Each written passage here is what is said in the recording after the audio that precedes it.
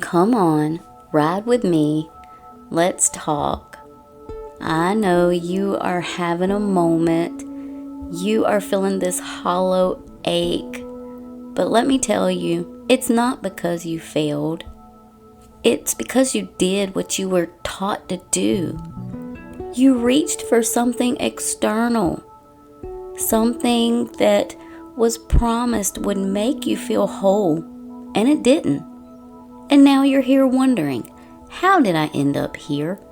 Your chest probably feels all hollow, and you've got this big old wave of shame creeping in, telling you that you should have known better.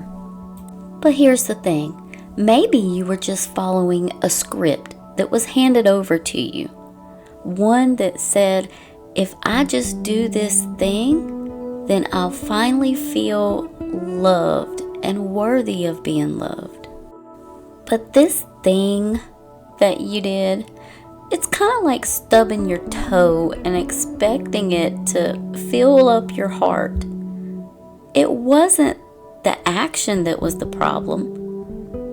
It just wasn't the answer. And that's why this moment feels like such a betrayal of your own choices. But this isn't just about one choice. It's about a path that was carved for you. From a very young age, ladies are taught that being loved means being desirable, being worthy, and being chosen. But it's a lie we were fed over and over until we believed it was true. Right now, in this moment of emptiness, there's a quiet voice inside you. Maybe you can't hear it yet, but it's there. It's saying this was not you. This was not who you are. And this was not what you needed. That voice is your intuition, your truest self. And she's just trying to reach you. You see, your intuition does not want you to feel this ache again. It's trying to guide you back to yourself, to the part of you that knows your worth is not tied up in someone else. I mean, think back to a time before when you may have felt like this. Maybe you brushed it off or numbed it or buried it.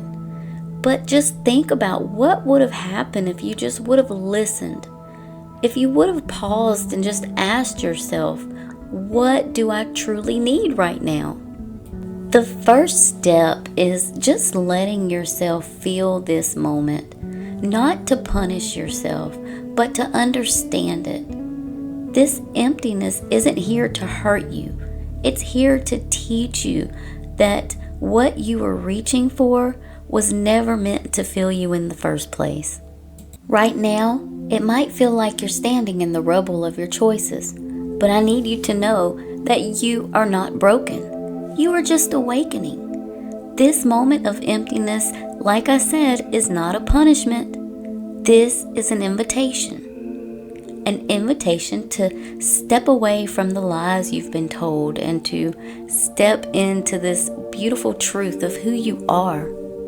You've spent way too much time looking outside of yourself for fulfillment and love, but what you've been searching for the whole time has been within. I need you to stop chasing and start reclaiming.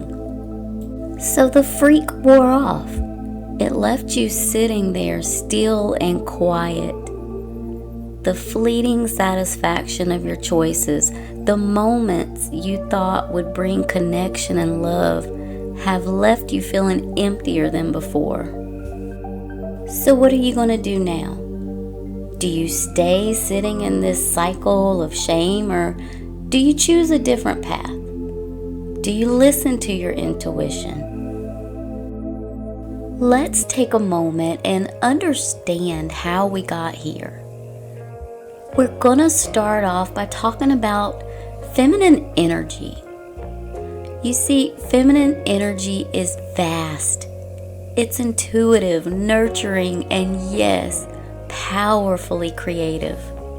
It exists well beyond the labels of light or dark, These are just judgments that we've placed on it to compartmentalize its power. The dark feminine usually represents mystery, sensuality, and untamed power.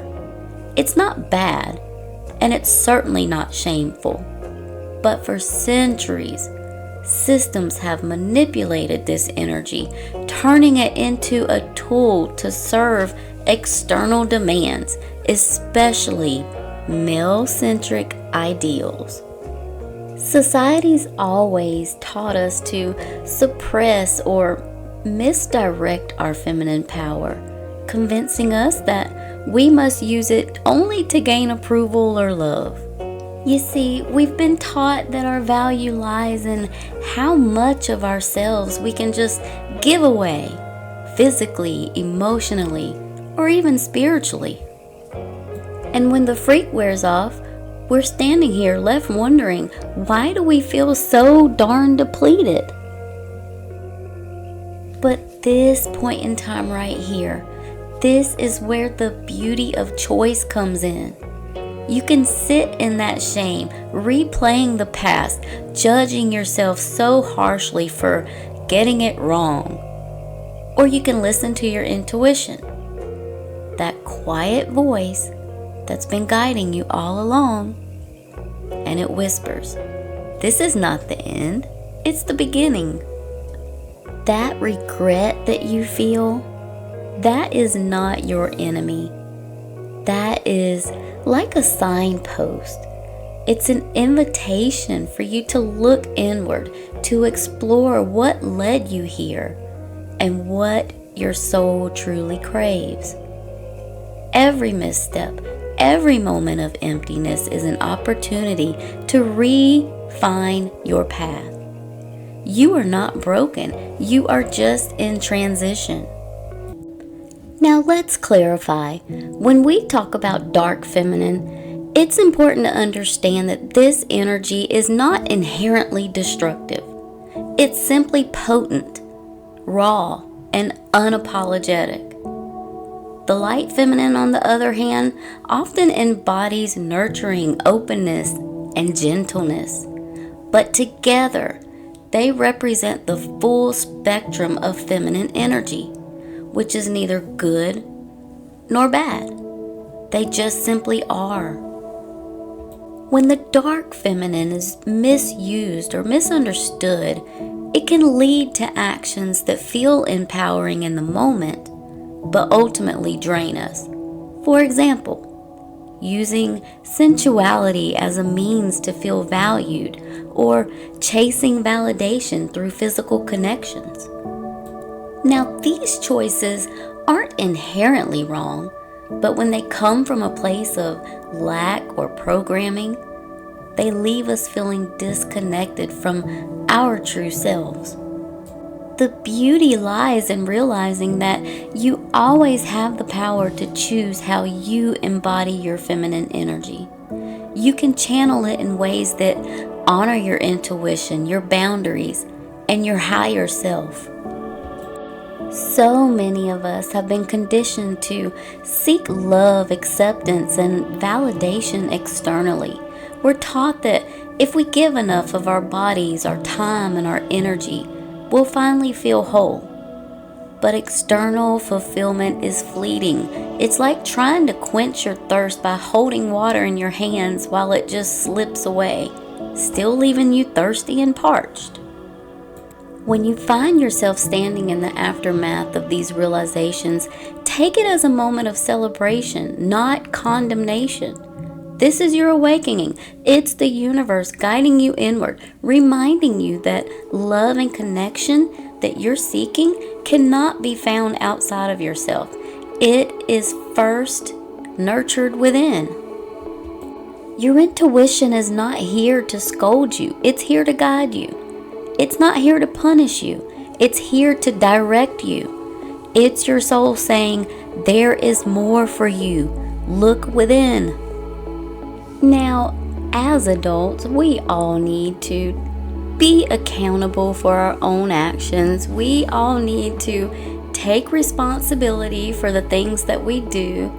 But what I need you to understand is that sometimes the things that we do are the results of years of societal programming that told us that our worth lies somewhere out there, never within. And because of this, many times we find ourselves in these cycles of self-destruction and shame. There is a huge danger when it comes to shame. Shame is the ego's way of keeping you stuck.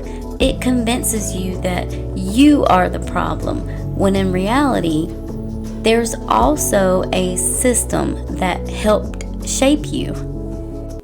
I mean, think about all of the ads that told you that beauty and belonging would bring happiness, and the stories where the girl was only worth something when someone else validated her.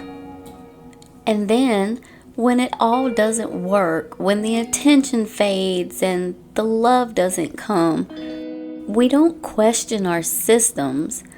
We question ourselves. We shame ourselves for not being good enough, pretty enough, lovable enough, or for just screwing up and making that bad decision.